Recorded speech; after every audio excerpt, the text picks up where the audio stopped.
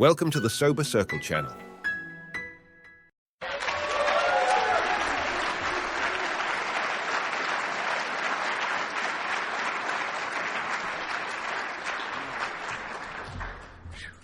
I'm Amy Spain Duncan. I am an alcoholic. What a weekend this has been, right? I mean, geez, oh, Pete. These are my heroes, you know? And to be counted among them is just takes the breath out of my body. And I always like to say, God has given me his best. And I hope that when you look at your recovery and you look at your home group and you look at your sponsor and you look at the people that are walking in front of you, you recognize that God has given you his best. You know, and we need to, I stand on the shoulders of giants. And I came in here just so badly mangled. I mean, beaten under state of reasonableness, like I'm a low-bottom drunk. The reason I was going back to that homeless shelter where Rachel was because that's the homeless shelter I got sober in, and as an act of service, right?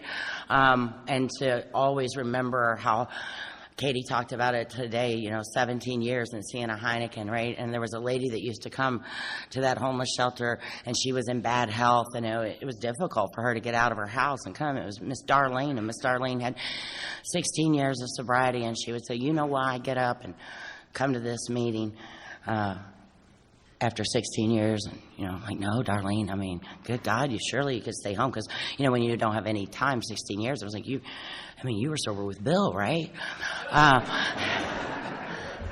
Right? And she said, because if I sit home by myself, my phone will ring, and it's alcoholism, and he's real sly. He's insidious, and he'll say, hey, babe, what you doing?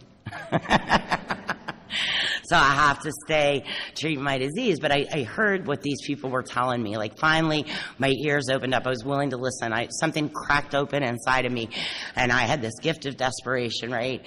And so I was just desperate to hear what you had to say and try to apply that in my life, and things didn't make sense. I didn't understand. Like, I can get in the deep end real quick, and I don't belong there. I'm not a good swimmer. I have to stay in foot to pavement action, Alcoholics Anonymous, right? Because I've not developed that way. I can't. I was telling Curtis yesterday at lunch, I got in the deep end. I started reading like Brene Brown and Eckhart Tolle and, like these great spiritualists. And it's like, you got to be the watcher of the watcher and know that you are not your thoughts. But be careful, because your thought will come in and tell you that that's your thought, but it's not your thought. You're the ego. And I'm like, fuck. What I'm going to do is go to detox and pick up a woman and take her to a meeting. I haven't graduated there yet, you know what I'm saying? Like, I can't be in the deep end too long. I'll get crazy and start twitching again. So I love step 12 because it embodies that there are 3 legacies. Here they all are, and Larry did such a great job. He said, we're starting to turn. Right? So we're this way, and we're talking about our relationship with God, and we're talking about ourselves and our inventory and our character defects and our shortcomings, and then 8 and 9 we start turning. Right? But I haven't made a 180 yet, have I? And so I got to keep turning.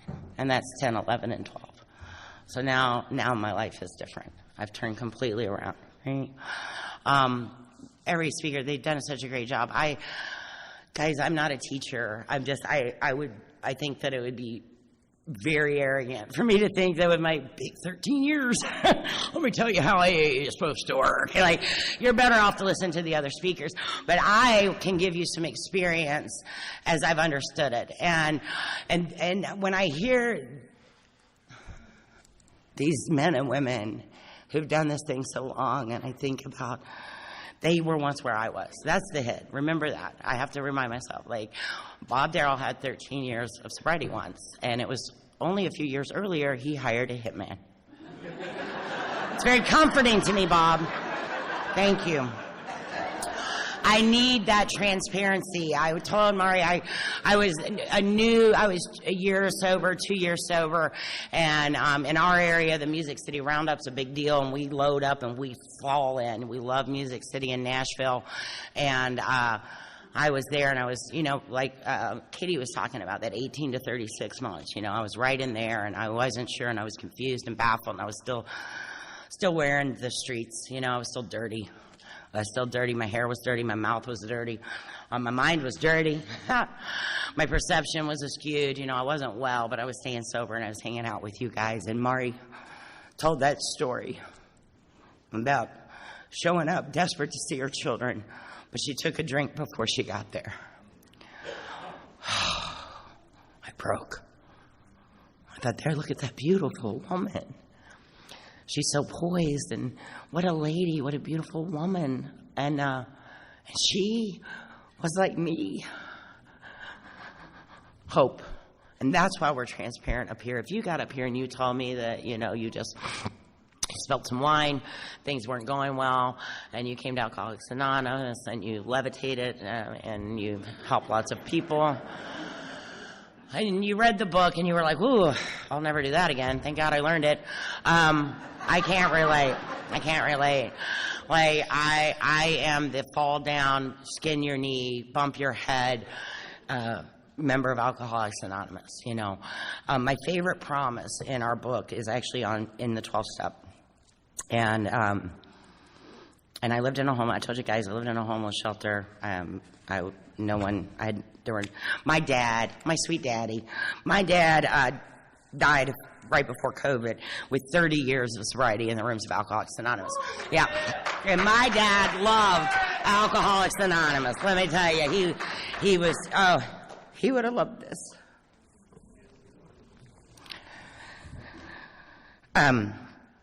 And he was the only guy that was still talking to me, right?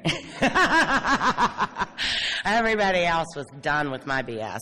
But Dad knew what I had, and he, still loved me, and he kept just encouraging me. But on page 100, it says, both you and the new man must walk day by day in the path of spiritual progress. If you persist, remarkable things will happen. When we look back, we realize the things that came just when we put ourselves in God's hands were better than anything we could have planned. Follow the dictates of a higher power, and you will presently live in a new and wonderful world. And here's the hit. No matter what your present circumstance. That was my hook. That was my hook. If I did this, if I stayed in this homeless shelter, if I followed the rules, if I did what my sponsor said, if I went to the meeting, if I took the actions, if I read the book, if I followed the rules, persist, that my life would look different than it did when I laid in that homeless shelter, which I was very happy to be in. Don't think that was a bad thing. It was a step up. I was thrilled to be in there. I was like, this is indoors. I like indoors. Indoors is nice. I like that. I had my own bed, and I didn't have to do anything to stay there. And you weren't going to put me out if I didn't say the right thing or do the right thing. I'm that woman, right? The annihilation of all things worthwhile. The house, the marriage, the car, the career, that was gone, and I didn't even miss them. I'll get more. I'm resilient, I'm a comeback kid.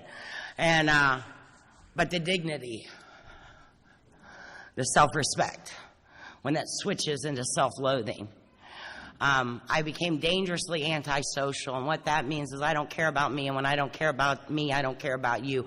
See, I had walked away from those children, and I had nothing left to lose. There was nothing left to lose. And I would get tickled when people would be like, I'm leaving you, and I'm like, okay. All right, is that a threat? I mean, did you need me to help you pack? What are you asking? Like, not. Like, I didn't value, nothing mattered. It was gone. They were gone. Nothing else mattered. And I had to blot out the consciousness of my intolerable existence. Oblivion. That's where I had to stay all the time. Oblivion. Because I was suicidal and I was homicidal. Right? And that's what fell into Alcoholics Anonymous on March 6, 2010. Hey. I started working the steps, right? So I've got this gift of desperation. I was in Florida the other day, and they said when grace and desperation collide. And and Ralph talked about it. Grace and opportunity, and this window is short. Grace and desperation collided, and something changed that day. I didn't want to not drink any more that day than I had not wanted to drink in the days before. God's grace was abundant and ever present, and nothing had changed that way. But something happened on March 6, 2010, and I could get 2 days, and then I had 3 days, and then I had 4 days. I wrote myself a note. This is a good idea. If you're new, write a note. This is a good idea, because let me tell you, we talked about the ego this weekend. The body heals and the liar returns. It wasn't that bad. I can just do one. She's asking a lot. What did Katie say? Call you in 45 minutes. There's a lot of rules around here, right? And I can't do that. We start to balk. We start to push back. We lose the desperation. We lose the willingness. The ego returns. That's for other people. They don't mean me, right? And I have to constantly be on guard and be aware of that. I'm not confused today. Thank God for the doctor's opinion. I know my diagnosis. I have accepted it. I recognize that what I have is fatal, and it is progressive. And if left untreated, it will kill me. And there was a time when that was okay. We will wish for the end. Right? So I get sober. I'm doing my steps. My sponsor, I don't even think she likes me. She's like this tall. She's a militant lesbian. She doesn't care about my feelings. She wants to save my life.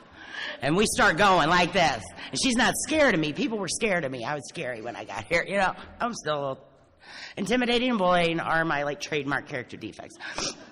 But in the beginning, I'm not at 6 and 7, and I'm not letting go of them.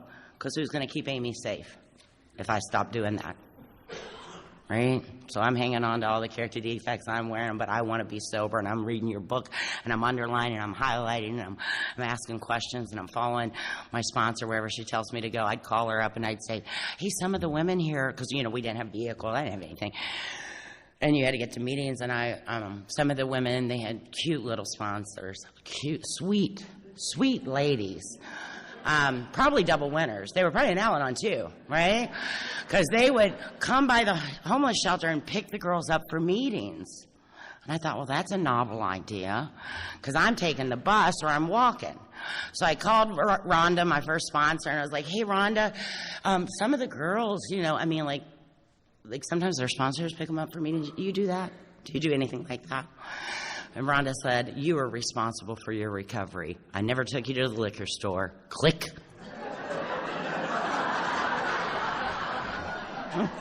Okay.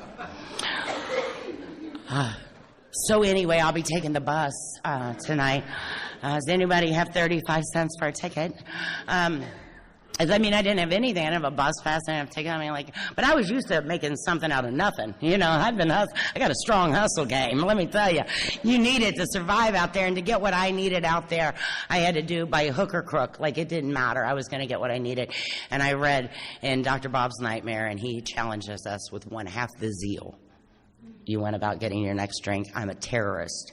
If you are between me and what I want, you are in a bad place, and it's unfortunate for you. But I'm going to get what I need. And I don't care at any cost. Katie talked about being driven. I'm being driven. There's no stopping this. I have to do this. I called my sponsor one time in a little bit of self-pity. She said, the only people we're going to feel sorry for is anybody that met you.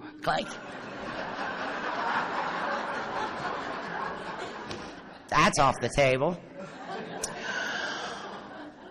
Clancy used to talk about the Teflon that covers an alcoholic, and truth can't pierce through. I can't hear you. I could hear Rhonda. Rhonda had 2.5, 3 years sober. She was properly armed with the facts about this book, and she was beating people to death with it.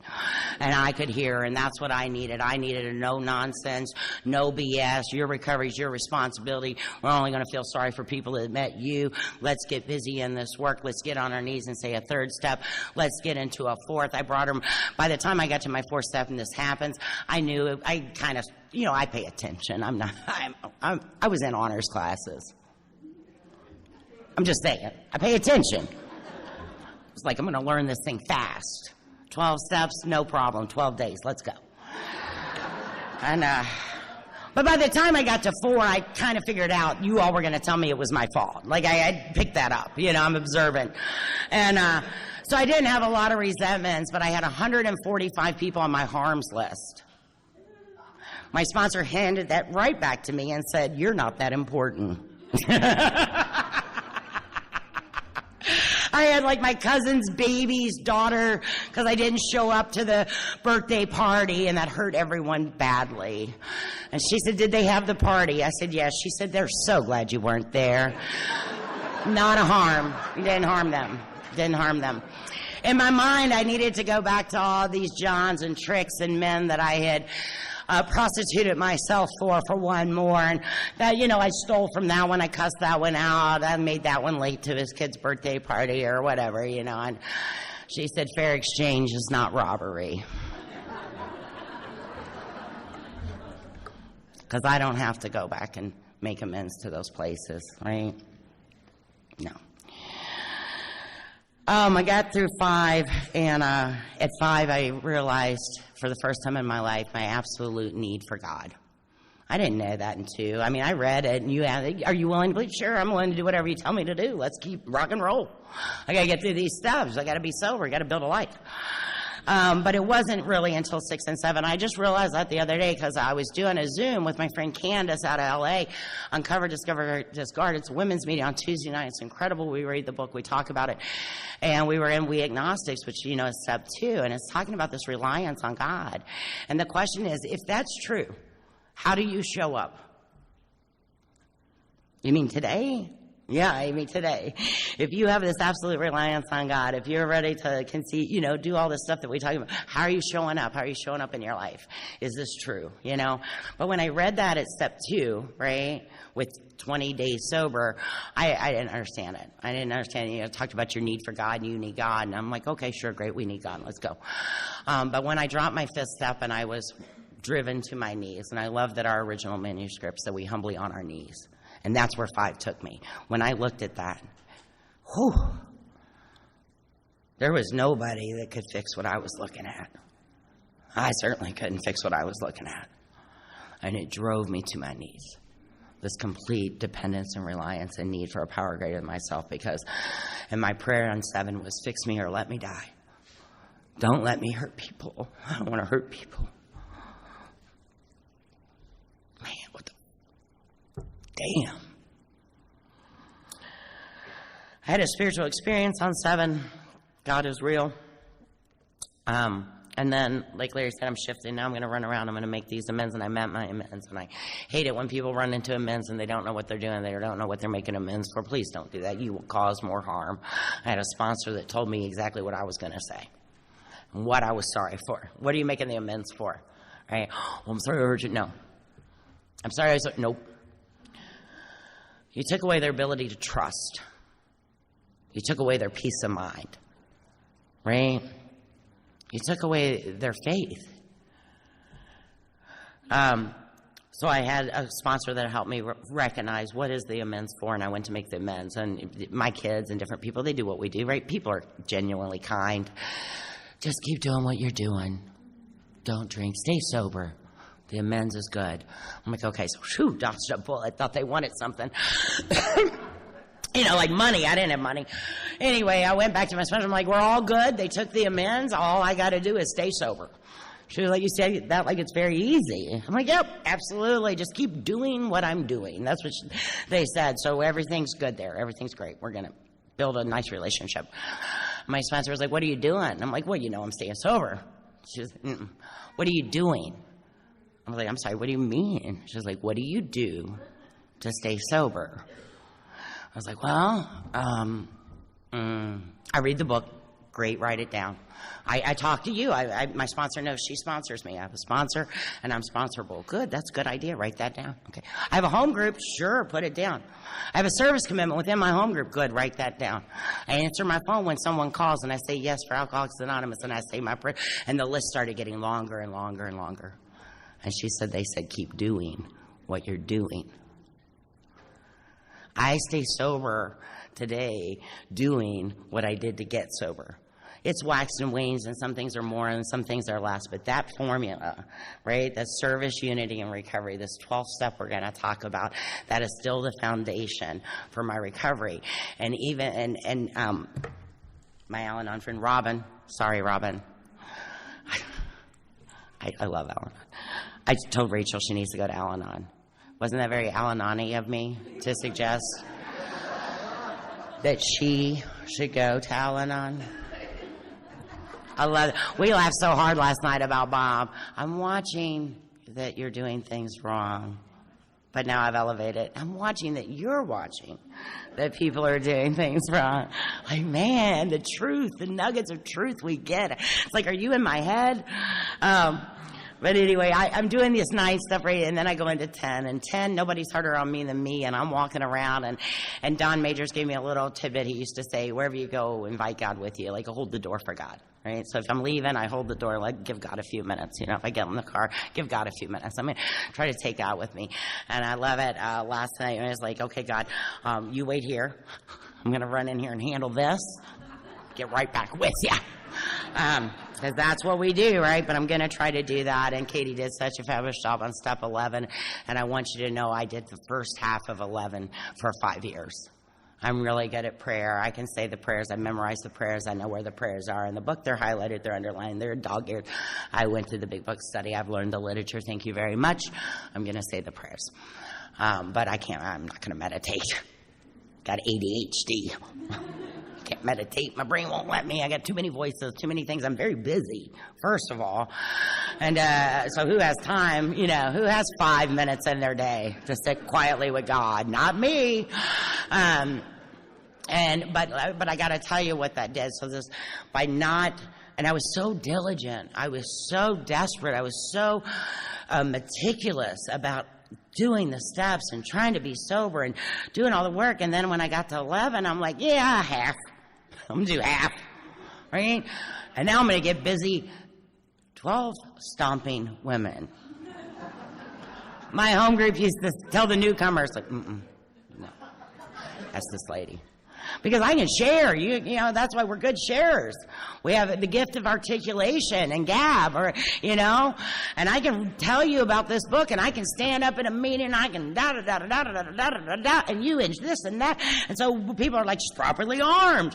And they would run over, will you sponsor me? My home group's back there like,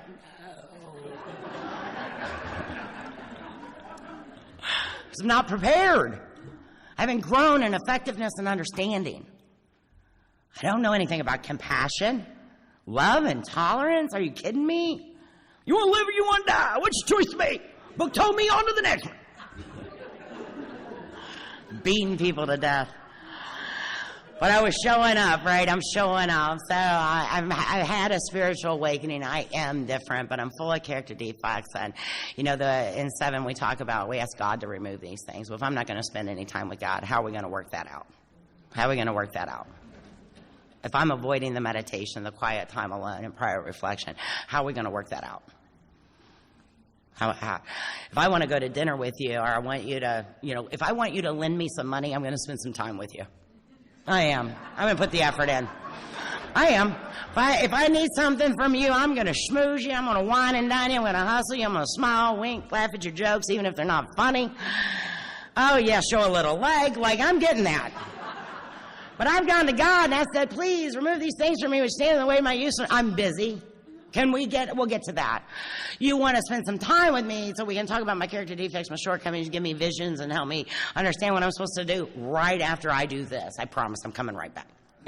I'm running from God. I can't sit still. I still can't be alone with me. There still has to be a TV on or a radio on or noise on because it's loud in here and I need this to match this. Because if it's too quiet out there, this gets real damn loud. And I can't stand it.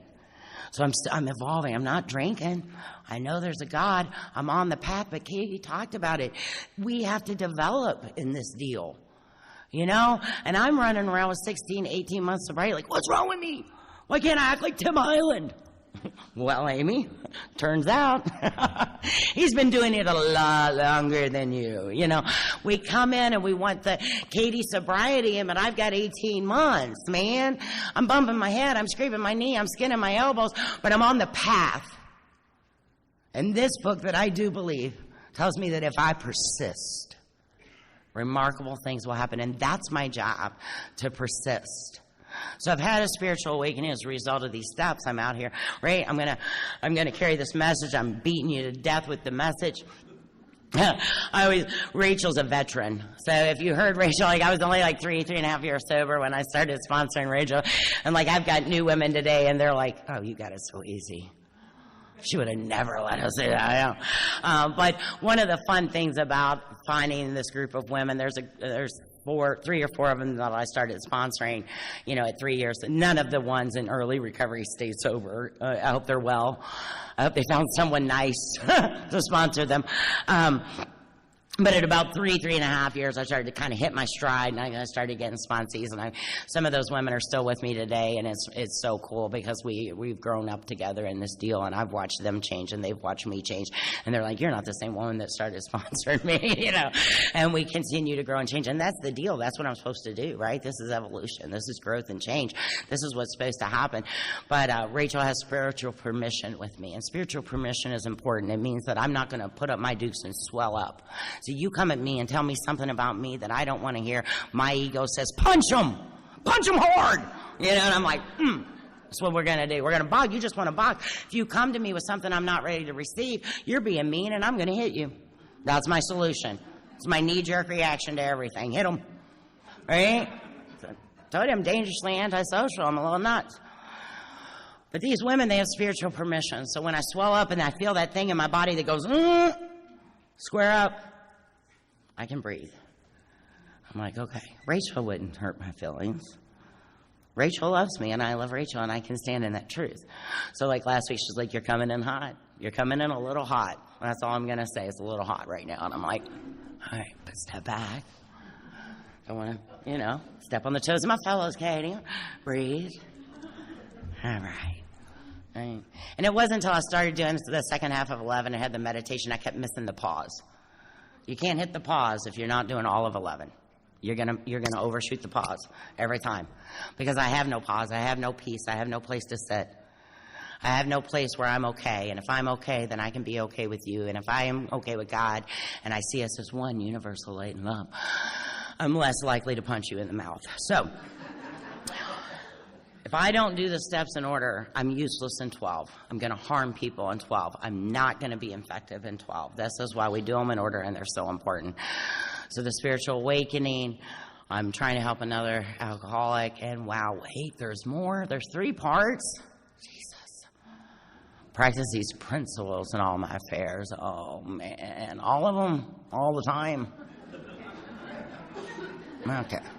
We'll give that a shot. I'm not good at it. I'll just let you know. But I persist.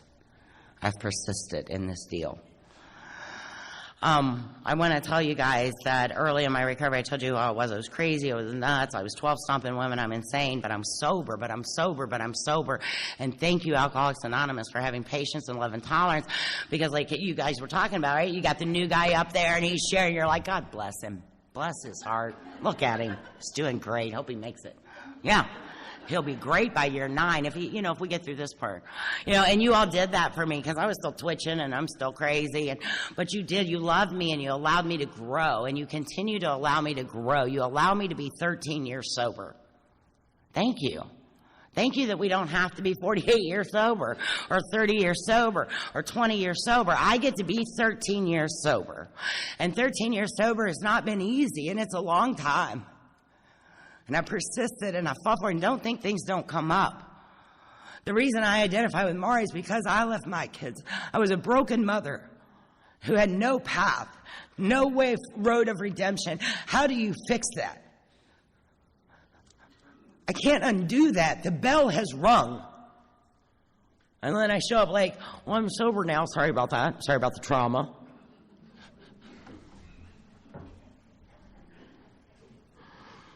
I do this because I cannot undo that. I I take women to go see their children that they haven't seen in 3 or 4 years, and I sit in the car for a few hours while they have a cheeseburger and a supervised visit. Because I can't undo that. Rachel's not the only mom. We met, Kaylin's her daughter. Kaylin was like, 12? So little. And I'd been sponsoring Rachel, and she was like, hey, the family says they'll allow me to see my daughter, and I haven't seen her in years because Rachel had been in jail. Because sometimes we end up in jail. And the family said they would let her meet at a hamburger joint, and they would bring her daughter to see her, and they could have a hamburger. And they said there was only going to be like a 15, 20-minute visit. That's all they would allow, but they would let them see each other. But we were in Louisville, and this was going to happen in Lexington. It's about an hour and a half, 2-hour drive, and Rachel lived in a homeless shelter. She had no car, no bus goes that far.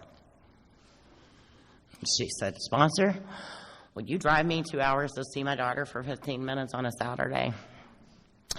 And I love my husband. He's not here with me this weekend, but he's down. He's my ride or die. I'm talking about ride or die. And I said, hey, guess what we're doing Saturday? They were like, okay, that sounds like a good idea. Yeah. But it went so well, so we get there, and we get to have this hamburger, and we get to meet Kaylin, and then they said, hey, we're going to go roller skating, and that had gone so well, and she didn't fall down drunk when she got out of the car, Mari. She showed up sober, and so they said, you can stay a little longer if you want, and Rachel took her daughter roller skating. So me and my husband just sat out in the truck, waiting, and it wasn't long after that, like Kaylin came to live with Rachel. And I get to bear witness to that. And somebody said it this weekend, I'll forget my miracle, but I'm reminded by yours. I can see Rachel's miracle. And these women that I sponsor, when I watch them stand up, I sponsor women with dirt on their knees. Okay? If you got dirt on your knees, you're missing this side of your mouth, you're still twitching a little bit, and you want to fight everybody, sit by me. I'm your girl. We can figure this out, all right? These are my people. These are my people. If alcoholism has taken motherhood from you, I understand.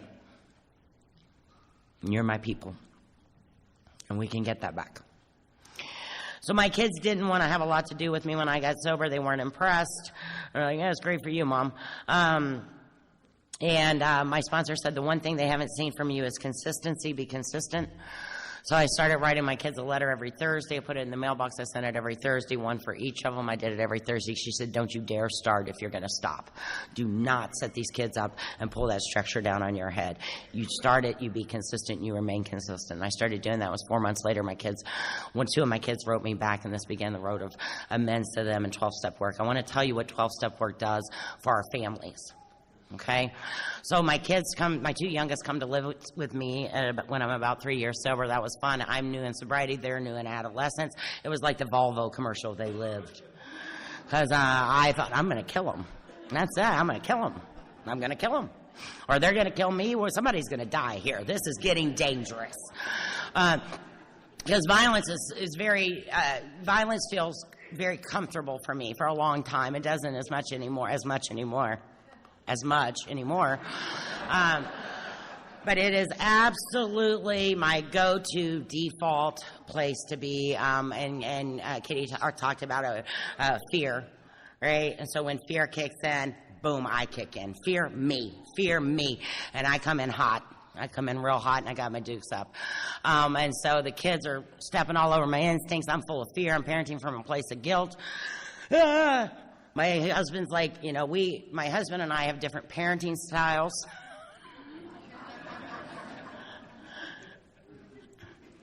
I should have gone to Al-Anon. We lived. But my daughter, my baby daughter, she's about 14 years old, and I take her to see a therapist because it's the least I can do. And I got her to taking her to therapy, and the therapist said, Grace, do you think you worry about your mom relapsing? And my daughter, who's my daughter, man, she spun her head around 3 times. She was like, what? She's like, relapse. And, you know, a lot of people, statistically, people don't stay sober. There's a lot of relapse. Do you worry about your mom relapsing? Is that a fear or something you struggle with? And my defiant, beautiful Leo, the baby, she's so big and loud and amazing. And she's Katie. She like came out like, I'm here. Yeah, she's the baby. I love her. And she looks at this woman and she says, my mom will not relapse. And she said, well, you don't know that. She said, lady, you don't know that. She said, you don't see what my mom does. Did you hear that? Not what my mom says. You don't see what my mom does. My kids know if the dining room's closed, there's a fifth step going on.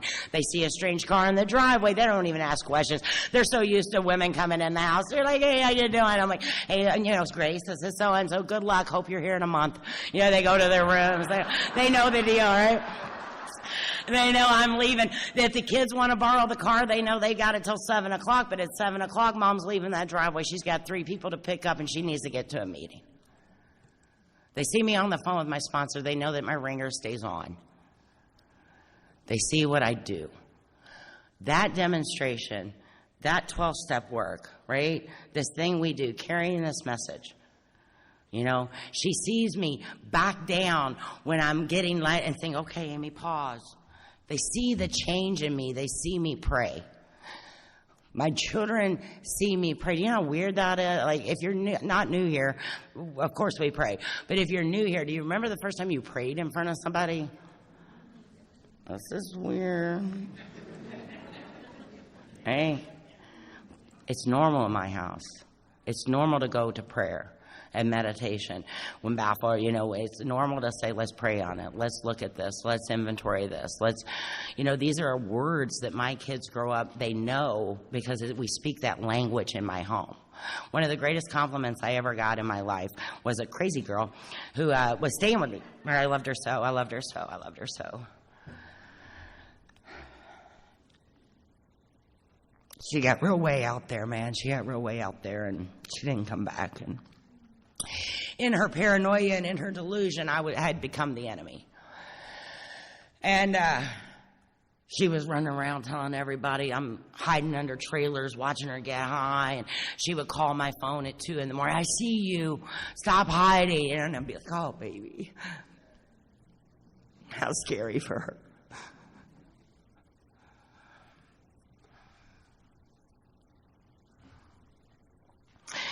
But even in her delusional state, and even when the voices got too loud to fight, and even when the paranoia got too great that she couldn't come back, she would say, the only thing I'll tell you about Amy Schmaine Duncan, she's the same person wherever she is. That's practicing these principles in all our affairs. I am somebody different every time I show up. Right? From grade school to sports to family, like who I got to be, what mask I got to put on, what do you need from me? That's who I'm going to be. I'm going to be that person. I'm going to do this. I'm going to do that. And in Alcoholics Anonymous, through the program of action and practicing the principles in all my affairs, I just get to be Amy.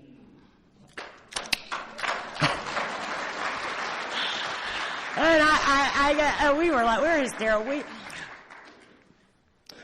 Dinner last night, somebody said, you know, hey, do you worry about, you know, one of the guys, Phil, my friend Phil was like, you know, you're real down to earth and this and that. And I was like, have you met my friends? Like, they like, you know, because some people are like, yo, you speak as we give each other the worst time in the world. Like, I'm walking through the door, my shawl gets trapped, I fall over, spill my coffee, and Alex is silently back in there going, oh, good, the future of AA is in good hands. Kramer now has, you know, we'll see what happens. But I get to do this. And what does that look like when I practice these principles? Now, if you're new, I want you to know they are not like I used to say, what does that mean, right? So you can Google it, and smart people have gotten together, and they put in principles with our steps. And then, if you want to get real crazy, the traditions have a set of principles. The concepts have a set of principles. Whew. Honesty. All the time.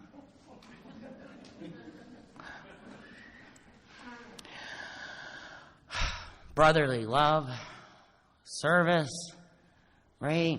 These are hard things for a wretch like me. I am in my nature, and we heard about it, right?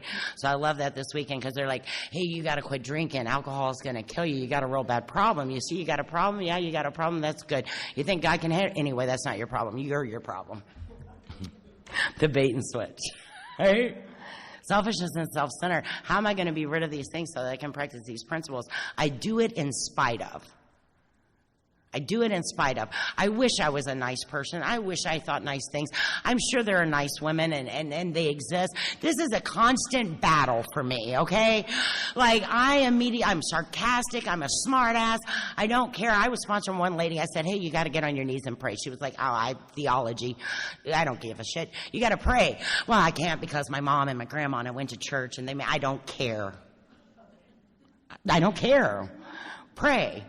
And she was like, well, you're my phone, you're supposed to be my sponsor. And this was early in my sobriety. I don't do it as bad. And I almost kind of like twisted up her collar and got down over top of her, because intimidation and bullying. And I was like, the only reason I'm doing this is because they said I had to.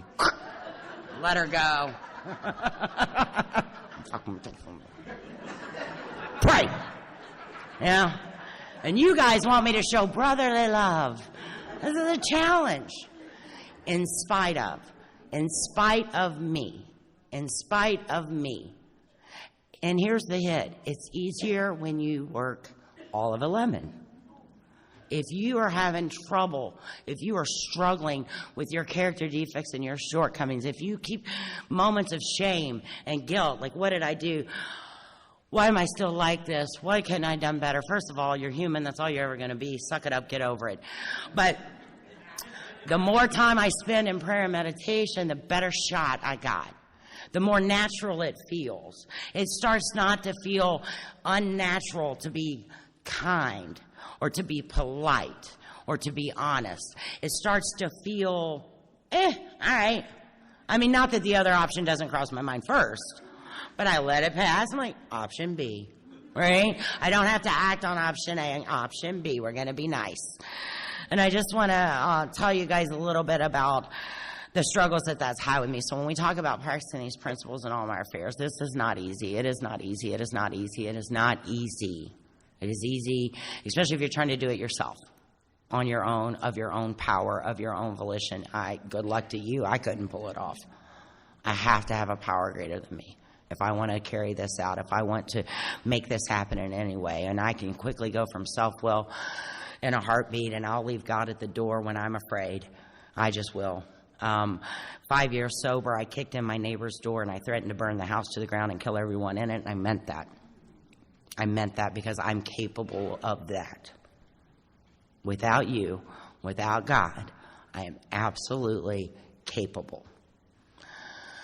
So I went home to call my sponsor afterwards, and I was like, so anyway, remember that problem I was telling you about down with the neighbors? And I don't think we're going to have a problem anymore. I think I kind of took care of that. And my sponsor knows me, and she's like, what'd you do? And I'm like, well, I just went and had a little talk with them, and I think it's all going to work out fine. I told her what happened. She said, you're going to jail. That's terroristic threatening. And I was like, no, they're not going to call the police. They're more afraid of me than the police at this point. I think we're good. And I said, when am I going to stop doing this? When am I going to be better? When will I not, do this? And she said, when you do all of 11. And I was like, okay. So then I get into 11, and now my 12-step work. Now I become kinder. Now I can carry a message. Now my ego is not wrapped up in what you do. Ooh. Because, right, when I'm sponsoring people, don't I want you to do good so that they'll know I sponsor you, and then everybody will know how great I am at AA? I'll get the gold star. I'll be like, oh, Amy, somebody said you sponsor a lot of women. I'm like, I don't have a good, statistically, it's not working out. I don't know if you should trust me. But like Rachel said, we do this. So I sponsor a lot of women. I tell everyone yes, and I know some people don't. They're like, I can't. No, dear, I have 4. I don't have time. Or whatever, and that's good, and you do what works for you. I tell everyone yes because here's the hit. I can tell 6 women my phone number. 3 of those women will call. I will give 3 of those women instruction, and 2 of them will follow it for 1 week. Now I have no sponsees again. Right? Back out. Here we go. Here's the net. How many can I get? Right? Because statistically, if you call it, I can't get them sober and I can't get them drunk. I sponsor a lot of women, but I tell you what, the odds are against us. And so what I got to make sure is that I'm in fit spiritual condition and I'm bringing this message as it should be delivered. Not watered down, not Amy's opinion, but what we heard this weekend. We heard the instructions this weekend. We heard the book broken down. We heard how this thing is done. And that is my responsibility. If I'm going to take a woman who is broken and desperate and clinging to flimsy reed, right? And I need to take her hand and put it in God's hand and let go. I better know what I'm doing. And so I have to be prepared and I have to be ready for that. I have to be in fit spiritual condition to do that and perform that work, right? And I have to give it my best. So I tell them all yes. And like I said, we end up with what we end up with at the end of the day. But it's the same woman sponsoring them from the same book, riding in the same car, going to the same meetings, doing the same work. And some of us get it and some of us don't. And I don't know why that is.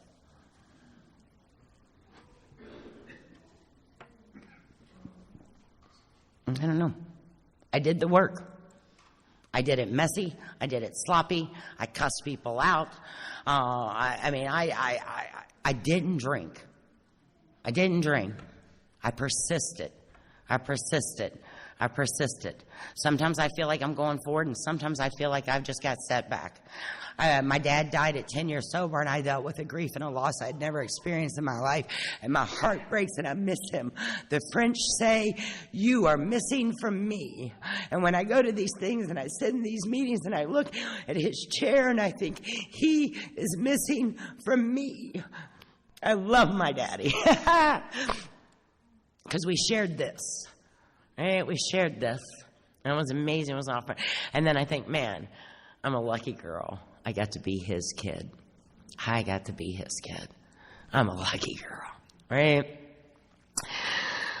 So, when he died, I think I'm processing grief. And Katie, we talked about these milestones, these markers, these times in Alcoholics Anonymous when I've changed and I shift and I grow, and that's what it has to happen. The process demands it. We better keep doing that. And I lost my dad, and I was 10 years sober, and I had a little girl in my living room or in my kitchen, and I've been sponsoring her for a few years, and she's one of those that just always has a but and an and. She's a little argumentative, and I have gotten better with that. My ego's gotten smaller. I meditate. I try to be kind and patient and not take it personally when you challenge me. And we had a plan, and she come to my house to tell me she had a new plan. I said, that's a stupid plan. Why didn't you stick with the plan? And she said, I can make any plan I want. And I said, you know what? You're in my goddamn kitchen. I didn't come to your house to tell you what you should do. You came here and asked me. And she said something, and I said something, and next thing I know, I had my hands on her. And it wasn't a fair fight. I don't like fair fights. And this rage and this grief and this raw emotion. And I ran her to the wall, and I said awful things to her. And then I fast walked her out towards the front door, and one of my other sponsees was walking in, because in 30 minutes, I'm going to host the Big Book study.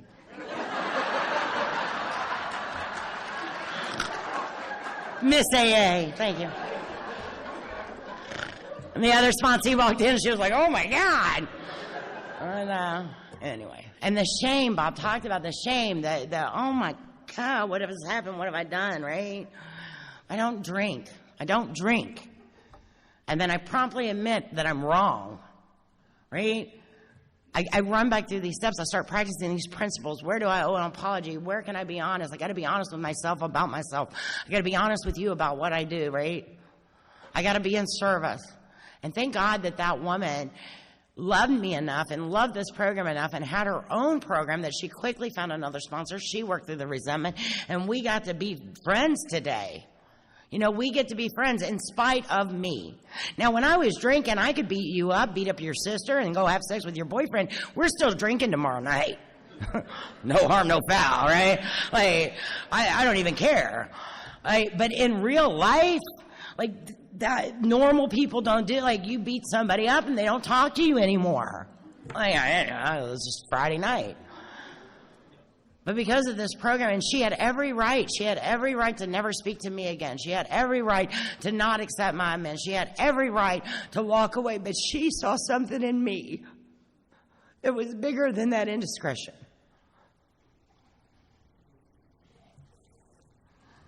Because of this program, because of these steps, because we follow these guidelines, these suggestions, because we do this, I get to have these friendships. Like I said, I'm not a teacher. My best advice for you is to persist. You've got to do it. This is what I know so far. Right? I've been listening to these guys for about 13 years. I've been going to conferences. I've been listening to speakers. I have a sponsor. I read the book. So this is what I figured out. We got to do it forever. Just let you know that. It's going to be hard. Yeah. It's not always going to feel good. Life's going to show up, right? Life's going to show up, and like we saw this weekend, sometimes just devastating and unimaginable loss and fear and pain.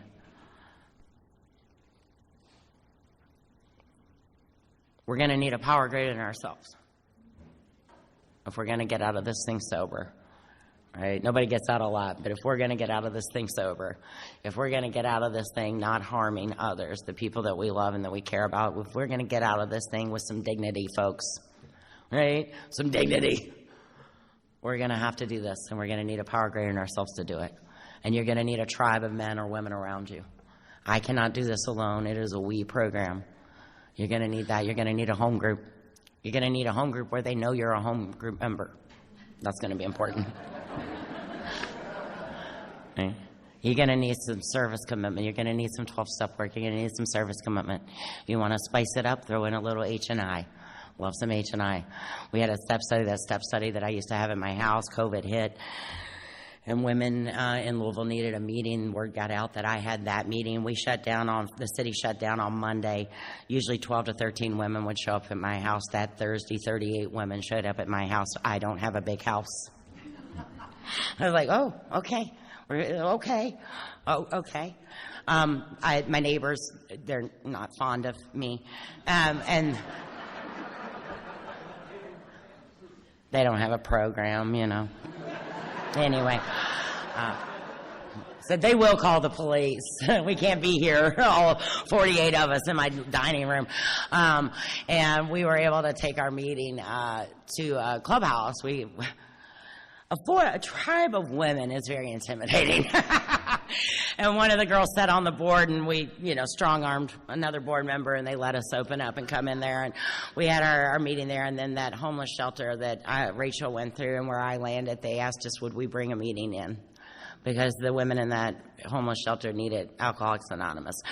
And so we picked up our little South End step study, and now we take it into the homeless shelter on Thursday nights, and it's been incredible. And those women show up. They show up with book in hand and that highlighter and that pencil, and they ask questions, and they want to know, and they ask and they read, and they stick around, and they meet us early to do step work. And you know what? I had 4 of them ask me, and one of them already got kicked out for drinking, right?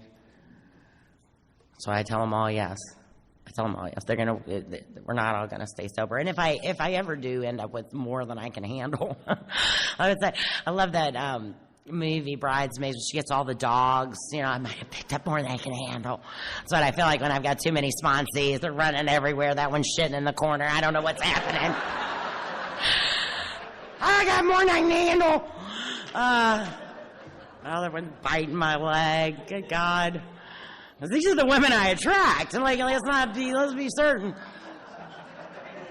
But I got sponsees, and we divide and conquer, because, I just say, hey, Rach, take this one, or, somebody, let's see what we can do. We set them up where they can get the help they need. So we do that service work, that home group, gets you an H&I commitment, sponsor women, say yes. And I tell you what, there's something just real simple and magic about some get in the car AA. I grew up with my dad. Like I said, he died with 30 years of sobriety, and they were simpler times, and it was get in the car AA. And I knew the old time. I came around the program first in '95, and I didn't stay sober because I got real busy. Life was real good, Katie. Bought a big house, had more kids. nicer car. I didn't really have time for AA. Yeah, but I suffer alcoholism. I'm the real alcoholic of the hopeless variety, and what happens to us happened to me, and I drank again. It was 10 years before I came back. But in that brief period, I saw service work in action. I want to tell you something about that period of time. In 1995, Big Book Thumper in my area was a derogatory term. It was a derogatory term. Those men and women, though, showed me 12-step in action. They picked up drunks. They took them to meetings. They sat with them, you know. Joe and Charlie just hadn't got there yet, and it just wasn't the vibe, man. The vibe was don't drink and go to meetings. Don't drink and go to meetings. Don't drink and go to meetings. But let me tell you something about the grips of alcoholism. It has you. You don't have it. My buddy Steve says when you get in bed with your disease, you got in bed with a 10,000-pound gorilla, and you don't get to say when it's over. I'm in the grips. Meetings and fellowship is not going to fix what I have. I need program. I need a power greater than myself, and I don't know how to get to that power because everything's blocked. Everything's blocked. I love what we did here this weekend, guys. I hope you recognize that God has just given you his best. Not me, but them. I'm just comic relief and make you feel better about yourself. You'll be like, well, if Amy's still sober, I mean, surely to God, I'm doing okay. Yes, you are. Yes, you are, you little winner. Yes, you are. Don't forget it. So we have to do them all in order, but I love step 12 because nothing. Okay.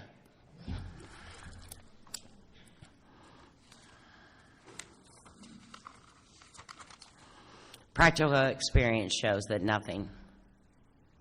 There's nothing else in the world. Nothing. Think about it. Nothing. That doesn't mean this or that. Nothing. Well, so much sure immunity from drinking is intense work with other alcoholics. It works when other activities fail. This is your 12th suggestion. Okay? I told you I get in the deep end, right? I'm going to be the watcher of my thoughts and the watcher of that, but don't do that. I'm going to levitate and then I'm going to understand things. I'm going to be all connected. It's going to be great. I'm in the deep end, Amy. I'm not going to figure out me. We heard it this weekend. Self cannot remove self. I can't do that. The only time I'm not thinking about me is if for just a brief moment I can think about you. It's the relief I get from this disease. Helping others is helping you. It's the relief you get from self. It is the action step. There's not an end to thinking in this book. It is into action. There's not an end to feeling. How are you feeling? I don't care. Pick the lady up, take her to the meeting. You know?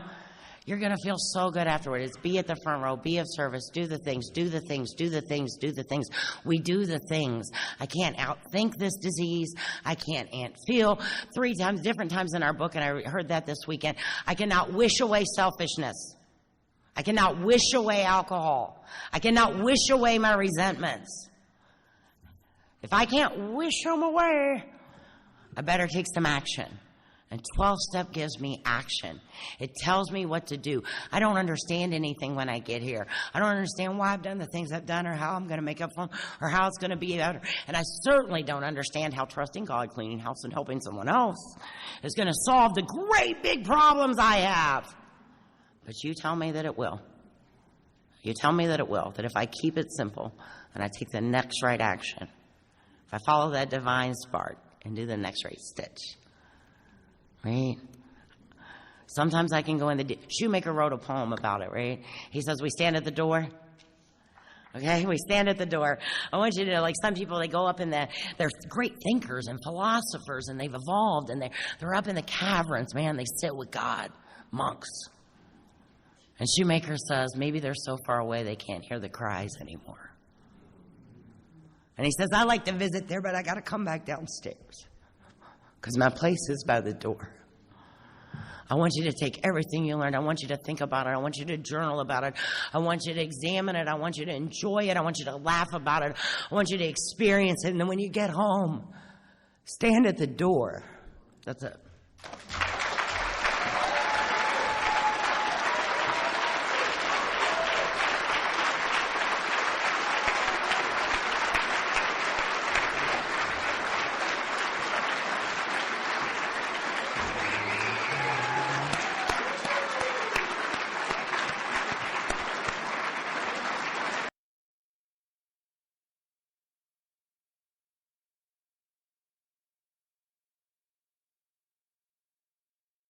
Thanks for listening. Please support the channel by liking and subscribing.